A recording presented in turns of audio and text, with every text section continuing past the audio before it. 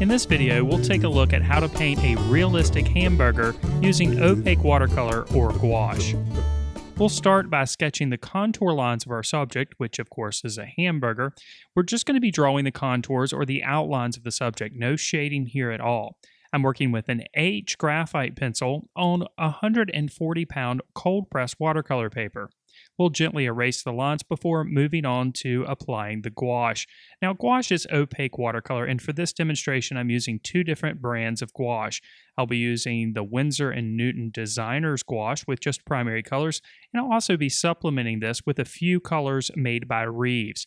Both brands work well for what we're trying to achieve in this painting. The Winsor & Newton line, of course, is considerably more expensive. So if you're on a budget, you can stick with the Reeves and still get the same quality of results. So let's go ahead and get started applying our first applications of gouache.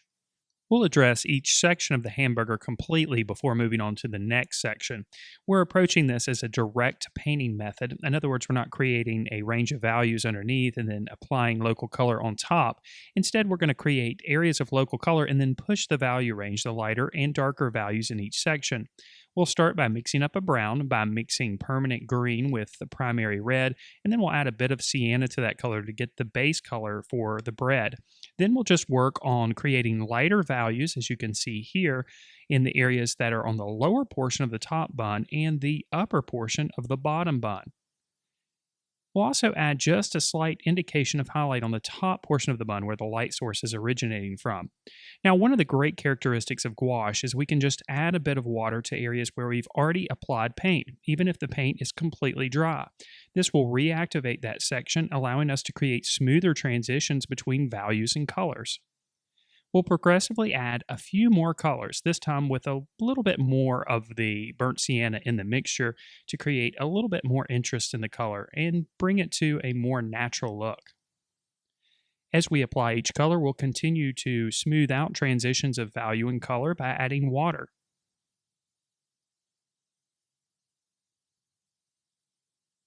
We'll also continue to work the lighter values that happen on the bottom portion of the top bun and the upper portion of the bottom bun. And then again, with a bit of water, we can smooth the transitions of value and color. Just like we continue to push the lighter values, we'll continue to push the darker values where there's a bit of shadow.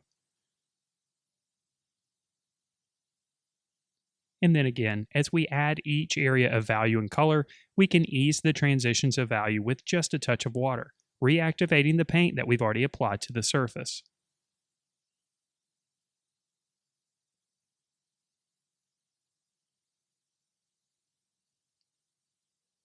Progressively, we'll get stronger with our highlights and make the value just a bit lighter.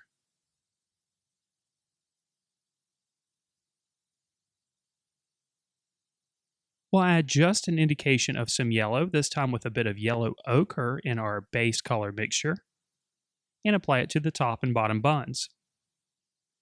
It's important if you mix a color to use it in more than one area. This will create harmony and unity in your work. Now we'll make the shadows just a bit darker on the bottom portion of the bun. This time, a bit more of the dark brown that we mixed with the permanent green and the primary red is used here. We'll also strengthen the highlights on the top portion of the bun. This is really going to add to the illusion of it being realistic.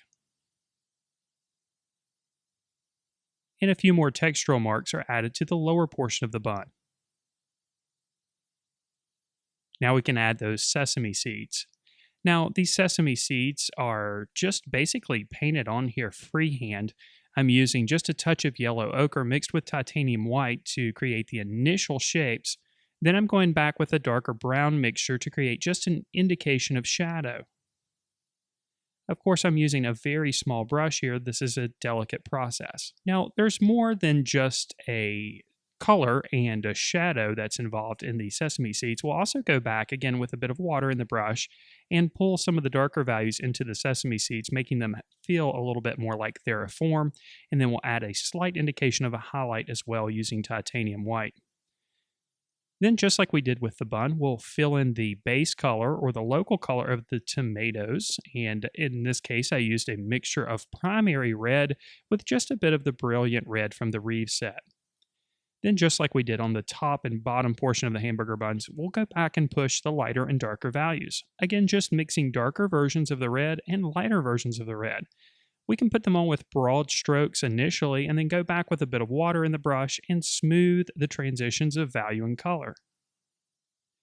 We'll also add a few indications of highlight here and there using titanium white and the small brush. Then we can add the layer of cheese, which is, of course, the most important part of the hamburger. I'm using a mixture of the primary yellow and the medium yellow from the Reeve set. With our base color in place, we can begin the process of pushing the values lighter and darker. This time we'll start with the darker values, and this is just a darker brown that we used earlier in the process. We'll add just shapes of these areas of value and then go back and smooth the transitions again by reactivating the paint with a bit of water. Now, of course, the highlights and lighter values are just as important, so we'll address these next. We'll add just a bit of titanium white to the base color that we created for the cheese and start developing some of the lighter values. These highlights may not seem that significant, and it may even seem strange adding them at this point in the painting, but you'll see in the end that these highlights are crucial to creating that illusion of realism that we're after.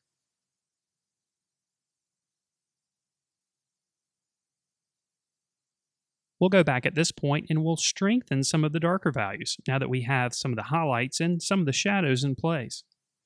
We'll also add a stronger shadow closer to the middle portion of the cheese. This is where part of the beef above it hangs over the top, creating an area of cast shadow. With a bit of water, we'll ease the transitions of value a bit further, and then it's time to address the beef. We'll start by adding our base color, and this time it's a darker version of brown. Again, we've mixed this brown by combining permanent green and primary red. And then we've darkened it slightly by adding just a bit of ivory black. Over the top, we'll add a semi-transparent application of burnt sienna. You'll notice that the brush strokes kind of follow an irregular pattern. We'll next add a bit of yellow ochre to this mixture and again follow the same pattern by creating these irregular brush strokes over the top. A bit of brilliant red is added to the mixture with just a touch of titanium white, and we'll continue this process with a variety of related colors.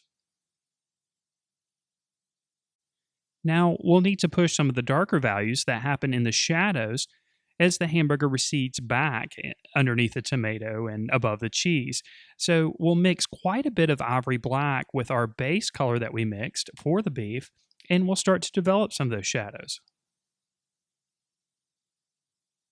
Here again, the areas of darker value are applied initially, and then we'll go back with a bit of water on the brush, reactivating areas and smoothing the transitions of color and value. Now, this is by far one of the most unique and awesome characteristics of working with gouache. It allows you to continue to work on the painting even after the paint has completely dried. You can't do this with acrylic paints, and you really can't do it with oils once they have dried either. We'll do the same thing on the bottom piece of beef underneath the cheese, again increasing the contrast by darkening up some of the values in the shadows, and then again smoothing those transitions with an application of water.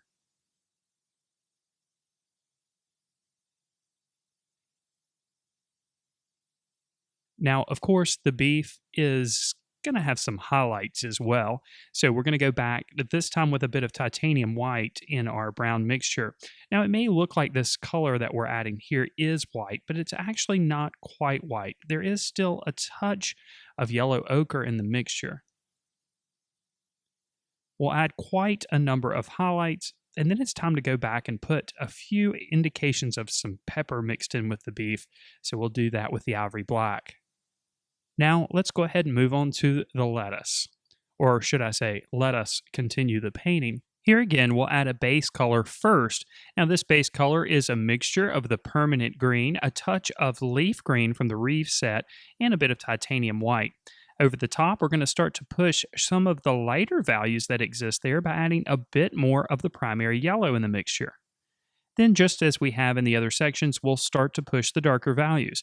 And this is where the lettuce is really going to start to develop its form.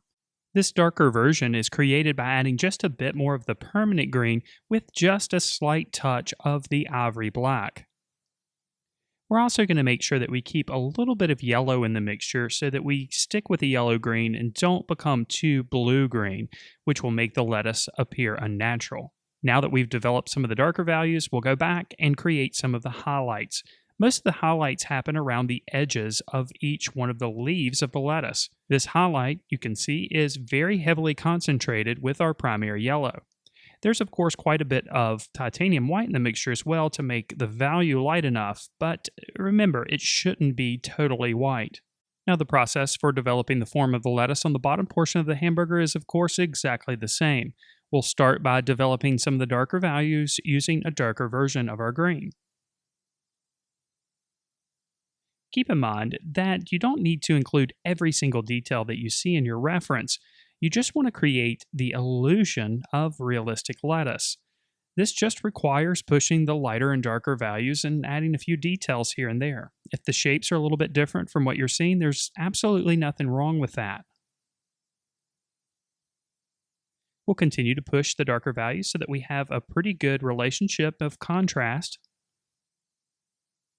And then of course we'll go back with a bit of water and smooth the transitions between darker and lighter values. Now, here and there are a few veins that are visible in each one of the leaves of lettuce. So we'll add this with our darker version of green using the very small round brush. It's very easy to get too strong with these marks, so if you accidentally get a little too heavy or the value is a little too dark, remember you can always go back and clean things up a little bit with the addition of some water. And then of course, just as the darks are important, the lights are important as well. So we'll go back and add a few highlights here and there. Remember, this highlight that we're adding is not completely white. There is a bit of yellow mixed in as well. And keep in mind as well that a lot of these highlights exist around the edges of the lettuce leaves. Now let's push the values just a bit further. We'll go back and make the shadow a little bit stronger underneath the cheese on the bottom piece of beef. And then again, smooth out those transitions with a bit of water. We also need to tone down some of the highlights that are happening on the left side of the tomato. A little bit of water fixes this easily. We'll also clean up the highlight on the bottom portion of the tomato as well, as it's a little too strong. Again, a little bit of water fixes this quite easily. Now, at this point, our hamburger is floating, so let's add a little bit of cast shadow underneath. Now, since the hamburger is sitting on a flat surface with a very direct light overhead, the shadow will be very subtle, but again, very important. Now, it may appear that I'm adding black, but this is not quite black. This is actually the brown we used for the beef color, and a little bit of blue, and then just a touch of ivory black. We'll also add a bit of water to it and pull it out just a bit so that we create a little bit of gradation of value. Finally, we'll finish off the painting by enhancing the shadow underneath the lettuce on the left side of the hamburger bun. And now our realistic painting of a hamburger using opaque watercolor is complete. Remember, if you enjoyed this video, be sure that you subscribe or head over to thevirtualinstructor.com.